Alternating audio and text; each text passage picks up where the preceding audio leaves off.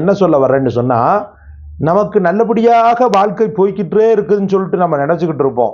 நமக்கு அல்ஹம்துலில்லாஹ் எந்த குறையும் இல்லை, நல்லபடியாக தான் போய்கிட்டு இருக்குதுன்னு சொல்லி நினைச்சுக்கிட்டு இருப்போம். ஆனா ஆபத்துக்கள் எப்படி வருதுன்னே தெரியாது. ஆபத்துக்கள் எந்த ரூபத்துல வருது, எந்த ரூபத்துல எப்படி வருதுன்னே தெரியாது. அதனால சகோதரர்களே, அல்லாஹ் ரப்புல் ஆலமீன் அவனுடைய கயிறை பிடிச்சுக்கிட்டே இருக்கணும். என்னைக்குமே துஆன்ற அந்த பலமான ஆயுதத்தை கையில் வைத்துக்கொண்டே இருக்கணும். அந்த கேடயம் நம்ம கையில் இருக்கும் காலமெல்லாம் வரக்கூடிய ஆபத்துக்கள், முசீபத்துக்களை தட்டி தூக்கக்கூடிய அதிசயமிக்கது இந்த துஆ என்பது. அப்படி ஒரு துஆ. அழகான தூய்மையான வாழ்க்கையை தருவோம்.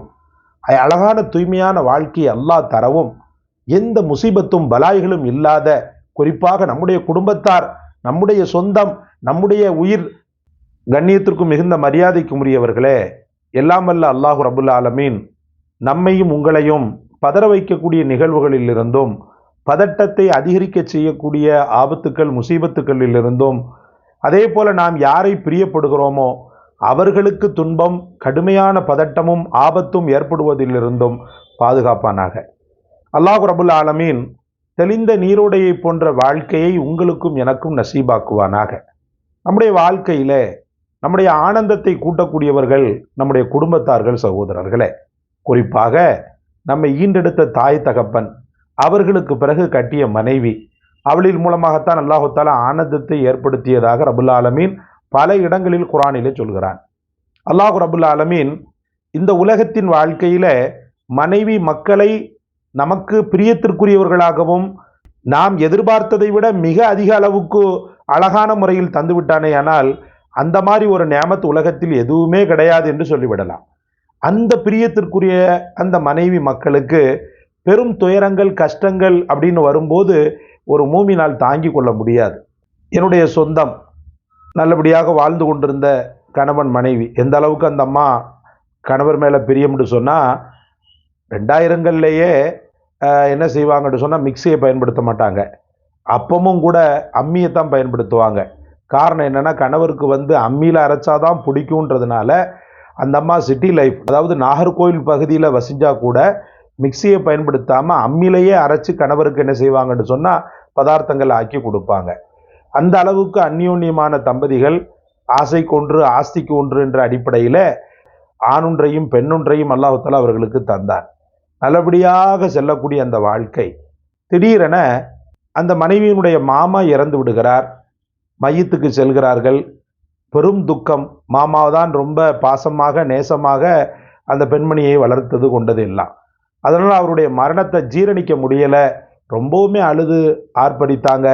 ரொம்பவுமே துக்கத்தில், ரொம்பவுமே துன்பத்தில் அவங்க இருந்தாங்க. ஹைர், இப்படி இருக்கையில் ஜனாசா எடுத்து செல்லப்படுகிறது. மக்ரிப் தொழுத பிறகு ஜனாசா அடக்கம் என்ற அந்த ஒரு அறிவிப்பின்படி அசருக்கு பிறகு ஜனாசா எடுத்து செல்லப்படுகிறது. மஸ்ஜிதின் வளாகத்தில் ஜனாசா கொண்டு வைக்கப்படுகிறது.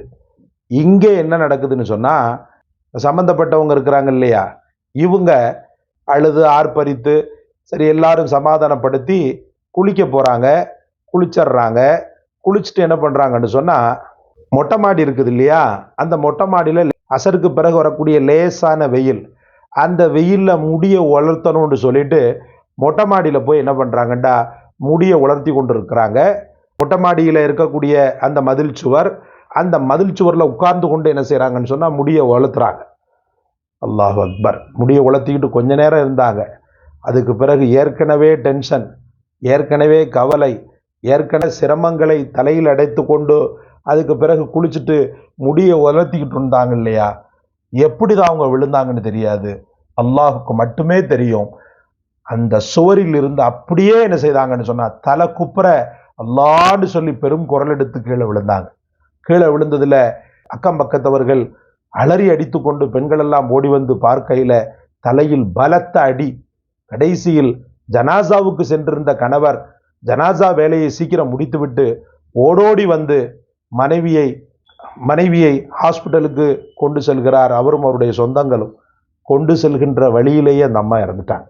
அதாவது முந்தின நாள் ஒரு ஜனாசா, அடுத்த நாள் ஒரு ஜனாசா, மாமா மருமக.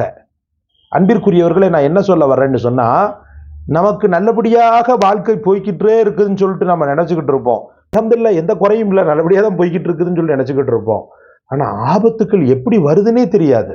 ஆபத்துக்கள் எந்த ரூபத்துல வருது, எந்த ரூபத்துல எப்படி வருதுன்னே தெரியாது. அதனால சகோதரர்களே, அல்லாஹ் ரப்பல் ஆலமீன் அவனுடைய கயிறை பிடிச்சுக்கிட்டே இருக்கணும். என்னைக்குமே துஆன்ற அந்த பலமான ஆயுதத்தை கையில் வைத்துக்கொண்டே இருக்கணும். அந்த கேடயம் நம்ம கையில் இருக்கும் காலமெல்லாம் வரக்கூடிய ஆபத்துக்கள், முசீபத்துக்களை தட்டி தூக்கக்கூடிய அதிசயமிக்கது இந்த துஆ என்பது. அப்படி ஒரு துஆ.